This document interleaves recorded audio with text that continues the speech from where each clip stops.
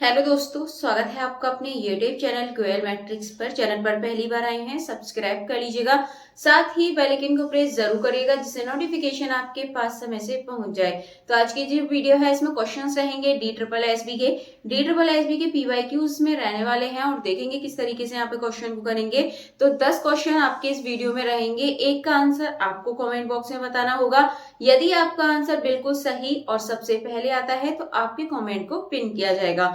तो आइए फिर स्टार्ट कर देते हैं। कुछ क्वेश्चन ऐसे थे जो पूरे दिखाई नहीं दे रहे हैं आंसर की में, तो वो मैंने क्वेश्चन नहीं लिए। जो क्वेश्चन ठीक से दिखाई दे रहे हैं वही क्वेश्चन मैं आपके सामने लेकर आई हूँ। तो फिलहाल क्वेश्चन नंबर 1 आपके सामने है। क्वेश्चन नंबर 1 है, विच of the following properties is not a correct for real number. इनमें से कौन सी प्रॉपर्टी रियल नंबर के लिए करेक्ट नहीं है, ये आपको बताना है। तो यहाँ पर ऑप्शंस हैं a multiply v। Real number में तो सारे नंबर भी आते हैं, जैसे नेचुरल नंबर भी हो गया, ये सभी नंबर रियल नंबर के अंदर आते हैं। तो अगर हम यहाँ पर इसे करके देखें तो एक चीज का आपको ध्यान रखना है, जिसे ऑप्शंस आपके सामने है। तो यहाँ पर आप ऐसी वैल्यू लीजिए जो आपको सेम मिले। जैसे हम यहाँ पर एक काम करते हैं, a और v हम a की जगह रख देते हैं 2 और v की जगह रख देते हैं 3। ऐसा कोई भी आप वैल्यू ले लीजिएगा। तो हम क्या करेंगे, a मल्टीप्लाई v यानी कि 2 मल्टीप्लाई 3 करें, या फिर v मल्टीप्लाई a 3 मल्टीप्लाई 2 करें। आप देखेंगे आंसर कैसे आएगा, सेम आंसर आपको मिलने वाला है। अब यहाँ देखेंगे 2 माइनस 3 करें या फिर करें 3 माइनस 2, तो देखिए ये नॉट इक्वल हो जाएगा, बिकॉज 2 में से 3 गया तो कितना बचेगा -1 और 3 में से 2 गया तो 1 बचेगा, इसलिए ये इक्वल नहीं आएगा। यहाँ आप देखेंगे a का स्क्वायर प्लस b का स्क्वायर, तो 2 का स्क्वायर करें या 3 का स्क्वायर करें तो कितना हो जाएगा 4 और ये 9। तो आपको पता है हमेशा 0 से बड़ा ही आएगा।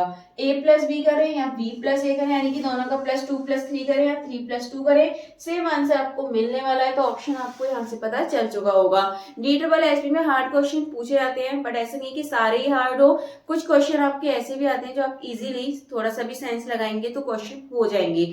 तो इसका जो ऑप्शन नंबर बी है ये बिल्कुल सही आंसर हो जाएगा। इसके बाद नेक्स्ट क्वेश्चन है question number 2।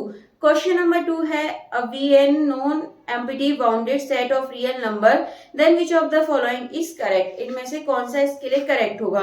Supremum is not unique if it exist, यानी कि सुप्रीम जो सुप्रीमम होता है वो यूनिक नहीं होता है यदि एग्जिस्ट करे। तो देखिए एग्जिस्ट करता है तो एक ही उसमें सुप्रीमम होता है, ये आपको ही पता है। तो जो ऑप्शन नंबर बी है ये आप देखिए, supremum is always an element of a, मतलब जो सुप्रीमम होता है हमेशा एलिमेंट ए का एलिमेंट होता है, तो जरूरी नहीं है। सी है, supremum of A is the smallest upper bound of A, यानी कि जो सुप्रीमम होता है वो स्मॉलेस्ट अपर बाउंड होता है, सबसे ऊपर से स्मॉलेस्ट नंबर होता है अपर बाउंड का। ये बात बिल्कुल सही है सुप्रीमम के बारे में, तो ऑप्शन नंबर सी बिल्कुल सही आंसर हो जाएगा। चलते हैं इसके बाद क्वेश्चन नंबर 3 की तरफ। क्वेश्चन नंबर 3 है, for a convergent sequence an in R which of the following statements is correct. इनमें से कौन सा स्टेटमेंट करेक्ट है।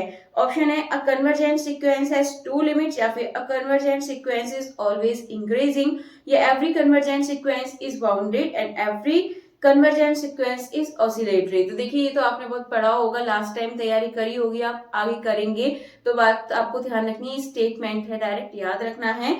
Every convergent sequence is bounded, तो ऑप्शन नंबर सी बिल्कुल सही आंसर हो जाएगा। इसके बाद नेक्स्ट है क्वेश्चन नंबर 4। क्वेश्चन नंबर 4 है, select the correct option for the curve. एक curve x square y is equal to 1, इसके लिए आपको इसमें से सिलेक्ट करना है कि कौन सा आंसर सही है। तो जो भी आंसर सही है आप कमेंट बॉक्स में जरूर बताएं। चलते हैं इसके बाद नेक्स्ट क्वेश्चन नंबर 5 की तरफ। क्वेश्चन नंबर 5 है, limit n tends to infinity n की पावर 3/n इज, ये आपको बताना है कितना होगा। तो देखिए आसान क्वेश्चन है ये भी आपका।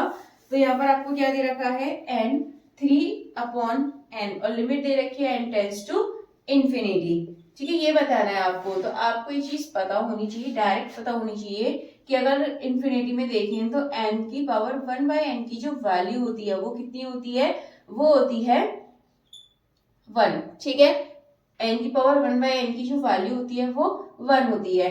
अगर इसी के अकॉर्डिंग यदि हम देखें तो यहाँ पर 3 है, तो आप एक काम कर दीजिएगा 3 बना लीजिए इसे, तो कितना हो जाएगा n की power 3/n is equal to 1। तो 1 आपको यहाँ से आंसर मिल रहा है।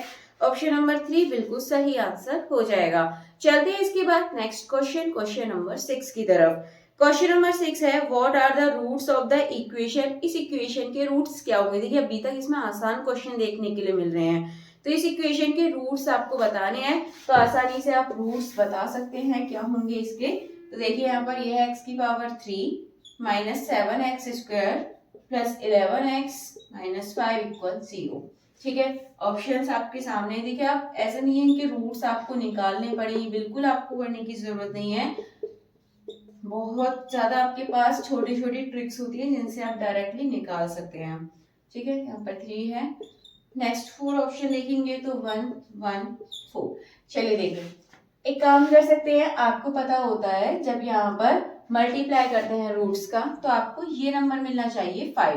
तो देखिए जरा किससे मिल रहा है, अगर आप देखेंगे तो एक यही ऑप्शन है, जैसे 1 मल्टीप्लाई 1 1 का 5 में करेंगे 5 मिल जाएगा, और बाकी में ऐसा नहीं हो रहा है, तो आपको सिंपली आंसर पता चल चुका है। अगर ऐसा भी नहीं हो रहा होता तो आप इनको प्लस करके देख लेते, 7 आना चाहिए। तो देखिए 1 1 2 और 5 7, और किसी से नहीं आ रहा है, तो ये चीज आपको पता होना चाहिए जिनसे आप डायरेक्टली कर सकें। तो ऑप्शन नंबर बी बिल्कुल सही आंसर हो जाएगा। चलते हैं इसके बाद नेक्स्ट क्वेश्चन की तरफ। नेक्स्ट क्वेश्चन देखेंगे क्वेश्चन नंबर 6। क्वेश्चन नंबर 6 है विच of the following is the correct logistic growth model for population. Population का आपको बताना है मॉडल क्या होगा, तो ऑप्शंस आपके सामने हैं। तो ऑप्शन नंबर यदि 1 देखेंगे तो ये सही आंसर हो जाएगा। ये 2021 में भी पूछा गया क्वेश्चन है, और चेंज होता है लेकिन कुछ क्वेश्चन आपको ऐसे ही देखने के लिए मिल जाते हैं। तो जो ऑप्शन नंबर 1 है ये बिल्कुल सही आंसर हो जाएगा। चलते हैं इसके बाद क्वेश्चन नंबर 8 की तरफ। क्वेश्चन नंबर 8 यदि आप देखेंगे तो ये है find the solution of the differential equation. एक डिफरेंशियल इक्वेशन आपको दे रखी है और इसका सॉल्यूशन आपको बताना होगा कि इसका सॉल्यूशन क्या है। तो यहाँ पर देखेंगे ये है y की पावर, मतलब y का 2 टाइम डेरिवेटिव हुआ इधर, तो y का 2 time derivative plus 9 y equals to 0। Auxiliary form में लिख दीजिएगा ये y के 2 टाइम, तो 2 की पावर और यहाँ पर 9 इक्वल्स टू 0। अब आप यहाँ इसके यदि फैक्टर करेंगे तो आपको भी पता है कैसे आएंगे, यहाँ से इमेजिनरी फैक्टर आपको यहाँ से मिलने वाले हैं, तो ये आपको मिल जाएगा यहाँ पर 3i। ठीक है, अब एक बात आपको यहाँ पर ध्यान रखनी है, 3i के लिए आपको यहाँ पर जैसे आपका इमेजिनरी आ गया तो आपका जो रियल नंबर होगा वो यहाँ पे 0 ले लीजिए आप खुद से। ठीक है, तो आपको ये 3i रूट्स मिल चुके हैं, 2 रूट्स आपकी 3i आए हैं। तो इसके लिए आपको ध्यान रखना है किस तरीके से लिखते हैं हम यहाँ पर e है, तो हम क्या लिखेंगे e की पावर ax, ये लिखते हैं यहाँ पर। नेक्स्ट बार c1 cos के साथ एक बार इसी को लिखेंगे 3x प्लस एक बार फिर से लिखेंगे c2 sin, ये हो जाएगा 3x।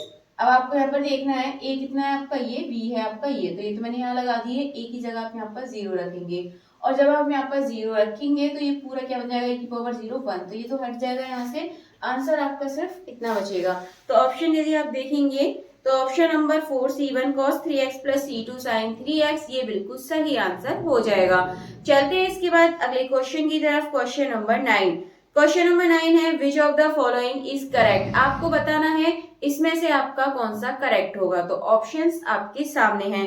पहला आपके सामने fx इज इक्वल टू, ये आपको दे रखा है और ये आपको पता होना चाहिए बात है। चलिए इसको भी थोड़ा सा यहाँ पर देख लेते हैं। तो पहला है आपके सामने fx इज इक्वल टू आपको दे रखा है मॉड में x माइनस 3, एंड दूसरा है fx is equal to x square minus 9 upon में दे रखा है x minus 3, and C option आपको दे रखा है इधर fx is equal to 4x plus 5। Next आपको यहाँ पर दे रखा है कि 1 अपॉन x माइनस 3। अब देखिए पहले तो आप अपॉन वाले चेक कर लीजिए, जैसे ये है, ये क्या हो जाएगा, ऊपर x प्लस 3 x माइनस 3 लिखेंगे इसको, और अपॉन में x माइनस 3, ये तो क्या हो जाएगा, कट जाएगा, ये बचेगा, तो ये बचा है, तो इसका मतलब ये सभी पर कंटिन्यूअस होगा। सेम कि आप देखिए, तो इसमें बोला है इस कंटिन्यूअस फॉर ऑल x, इन्होंने बोल दिया है कि सबके लिए होगा, सबके लिए नहीं होगा, क्योंकि अगर आप यहाँ पे 3 रख देंगे, 3 में से 3 जाएगा 0, ये इन्फिनिटी वाली फॉर्म बन जाएगी, तो सभी के लिए तो नहीं होगा, मतलब 3 के लिए नहीं होगा। अब इसके बाद आगे देखेंगे तो आप यहाँ पर 2 ऑप्शन बचे हैं। सी वाले में बोला है यहाँ पे 4x plus 5 is not continuous everywhere, ये आपका कैसा नंबर है, ये सभी पर कंटिन्यूअस होगा, इन्होंने बोला है नॉट, तो इसीलिए आपका कैसे हो जाएगा, गलत हो जाएगा।